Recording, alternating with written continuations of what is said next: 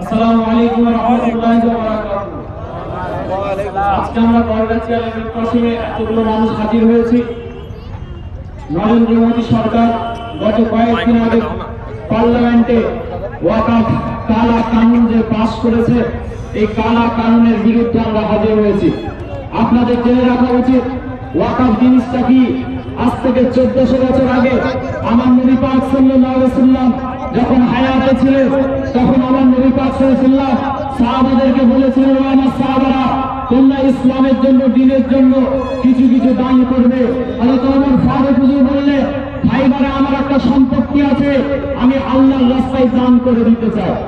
হযরত ওসমান গনি রাদিয়াল্লাহু তাআলা আনহুকে আমার রাসূলুল্লাহ সাল্লাল্লাহু আলাইহি ওয়াসাল্লাম সাহাবাদেরকে বললেন, ও আমার সাহাবারা, তোমাদের মধ্যে এমন কে আছে, আমি মদিনা শরীফের হিজরতের পর মুসলমানরা মিষ্টি পানি খাবার কোনো পানি পাচ্ছে না, তোমাদের মধ্যে এমন কে আছে একটা মিষ্টি পানির কূপ ইসলামের রাস্তায় তোমরা দান করবে। হযরত ওসমান গনি রাদিয়াল্লাহু তাআলা আনহু গভীর রাত্রিতে ঝুলি হাতে নিয়ে বেরিয়ে পড়লেন। গোটা মদিনা শহর ঘুরতে ঘুরতে দেখলেন একটা মিষ্টি পানির কূপ আছে। সেই কূপটা একজন ইহুদি ব্যক্তি, আমার নবী পাক সাল্লাল্লাহু আলাইহি ওয়াসাল্লামের সাহাবা হযরত ওসমান সেই ব্যক্তিকে গিয়ে বললেন, ও ইহুদি, আপনার এই কূপের দাম কত, আমি খরিদ করতে চাই। ওই ব্যক্তিটা বলল, আমার কূপের যা দাম আপনি কিনতে পারবেন না। হযরত ওসমান গনি বললেন, কত দাম? বলল 12,000 দিনার।